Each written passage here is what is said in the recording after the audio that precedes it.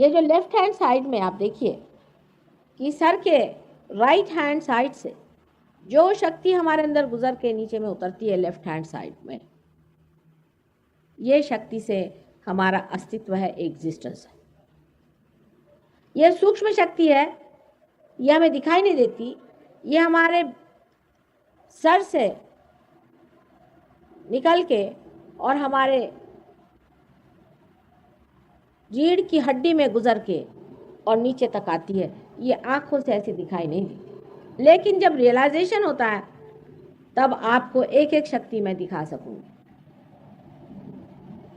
इस शक्ति का वहन करने वाली नाड़ी को हम लोग ईड़ा नाड़ी या चंद्र नाड़ी इस प्रकार का।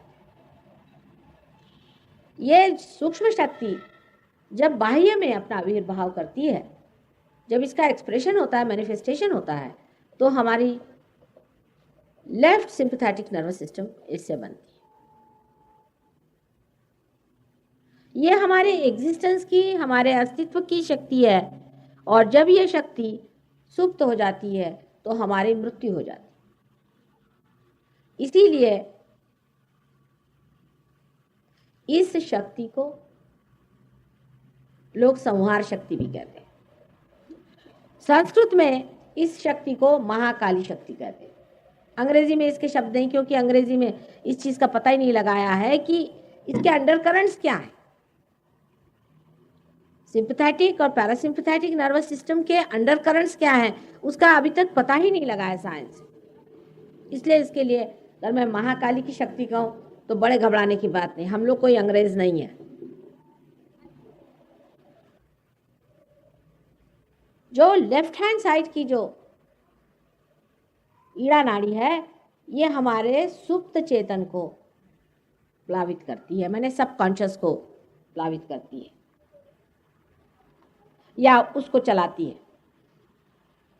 जैसे आप मुझसे कुछ बात सुन रहे हैं अभी, ये अपने कॉन्शियस माइंड से सुन रहे हैं, लेकिन ये बात आपके सुप्त चेतन माने सबकॉन्शियस में चली जाती है। ये काम जो है लेफ्ट साइड की जो ये नाड़ी है ये करती है कि जो हमारी आपसे बात सुनी उसको फौरन उधर रख दिया सबकॉन्शियस में। और इसीलिए इसे कंडीशनिंग लोग कहते हैं। वो दो प्रकार के हो सकते हैं, सुसंस्कार भी हो सकते हैं और कुसंस्कार भी हो सकते हैं। अब फ्रॉइड जैसे लोगों ने कुसंस्कार ही देखे, उनकी आंख तो मतलब ये जो नॉलेज लेने का तरीका है इन लोगों का वो ऐसा है कि ये अंधेरी जगह है, आज जिसके हाथ में जो मिल गया वही लेके बैठ गए, यही सत्य है, ऑब्जेक्टिव जिसको कहते हैं। दूसरा तरीका ये है कि लाइट जला दी, आप सब देख लो, ये सहजयोग का तरीका है। और ऐसे ज्ञान पाने का, किसी से सुनने का या साइंस से या किसी तरह से पाने का अंधा तरीका है। तो उस तरीके से जब खोजा गया तो श्री फ्रॉइड साहब अंधे तो थे ही और खुद भी दिमाग के कुछ अजीब उल्टे आदमी थे मेरे ख्याल से। उनके बारे में तो क्या क्या गंदी बातें लोग बताते हैं। उन्होंने पकड़ लिया एक इसको और इसी पे काम किया और वो कहने लगे कि जो कुछ भी आप इस तरह से किसी को मना करते हैं कि ये नहीं करो, वो नहीं करो, ऐसा नहीं करो, वैसा नहीं करो, उसे कंडीशनिंग हो जाता, उससे आदमी जो है फ्री नहीं रहता।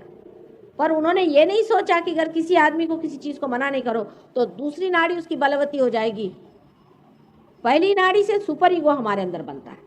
पहली जो नाड़ी है ईड़ा नाड़ी, उसे सुपर ईगो बनता है कंडीशनिंग से।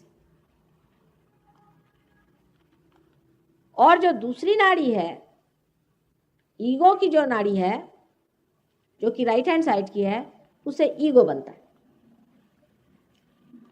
यानी आप अब सरकारी नौकर हो गए साहब तो आप किसी से ठीक मुंह बात ही नहीं करते। कुछ लोग मिनिस्टर साहब से मिलने गए तो वहाँ एक साहब बहुत उछल कूद कर रहे थे, बेचारे देहाती लोगों को समझ नहीं आया। तो उन्होंने पूछा कि भाई बात क्या है? कहले तुमको पता नहीं मैं पिए हूँ। कहले भाई पहले ही बता देते क्या पी कर आए, हम काय बात से बात करते। तो ये चढ़ता है ईगो। ये इनकी समझ में नहीं आया फ्रॉइड साहब के कि लेफ्ट साइड को आप जब काटेंगे तो दूसरी साइड चढ़ जाएगी और ईगो खोपड़ी पे चढ़ जाएगा, सुपर ईगो पे। ईगो और सुपर ईगो इस तरह से हमारे सर में है।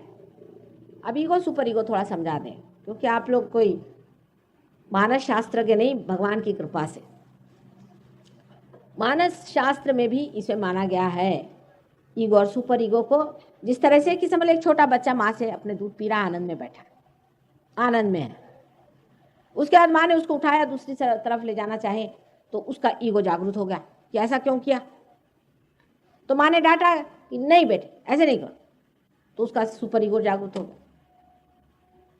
इस तरह से हमारे अंदर ईगो और सुपर ईगो के जैसे बलून जैसी चीज हमारे सर में इस तरह से इकट्ठी हो जाती, ईगो की सामने से लेकर के यहाँ तक और सुपर ईगो की पीछे से इस तरह से। अब ये दोनों जब जम जाती हैं यहाँ पर आकर ठीक से, तभी हमारा सर का जो फॉन्टेनेल बोन का हिस्सा है ये बिल्कुल कैल्सिफाइड हो जाता है, बिल्कुल पक्का हो जाता है, तालू भर जाती। तब हो गया, तब आप हो गए, आप हो गए, आप हो गए, सब छूट गया, सब अलग हो गए, सबके अपने अपने शेल बन गए। जैसे अंडे के शेल बन जाते हैं ऐसे इंसान के भी शेल बन जाते। वो इसलिए बनाए जाते हैं कि उसके अंदर इंसान पूरी तरह से अपनी स्वतंत्रता को पहचाने, उसका ठीक से उपयोग करे। उसको उपयोग करने के बाद वो समझे कि कौन सी चीज ठीक है और कौन सी बुरी। बहरहाल आदमी पे पूरी तरह से छोड़ा हुआ नहीं, बड़े बड़े संतों ने संसार में अवतार लिए और आपको समझाया कि ये धर्म है, ये नहीं करो, ये करो। वो क्या सब पागल थे? हम लोगों ने तो उनकी जाति अलग बना के उनको किनारे बिठा दिया, सवेरे से शाम उनको नमस्कार करना, काम खत्म। अपने जीवन में उनकी बात सुनना हमारे लिए व्यर्थ है। आखिर उन्होंने क्यों कहा था?